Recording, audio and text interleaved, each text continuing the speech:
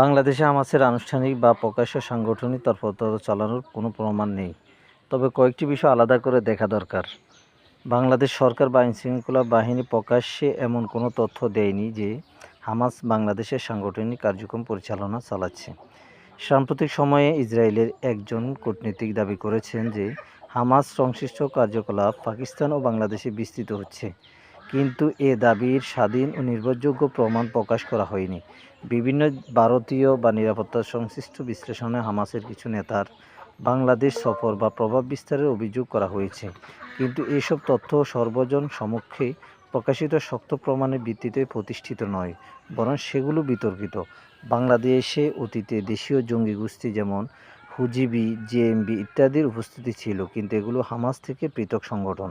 অতএব বর্তমানে প্রকাশ্য তথ্যের ভিত্তিতে বলা যায় যে বাংলাদেশে হামাসের সক্রিয় সাংগঠনিক উপস্থিতি প্রমাণিত নয়। ব্যক্তিগত সমর্থন, সামাজিক মাধ্যমে সমর্থন প্রকাশ বা ফিলিস্তিনপন্থী আন্দোলনকে হামাসের সাংগঠনিক তৎপরতার সঙ্গে এক করে দেখা উচিত নয়।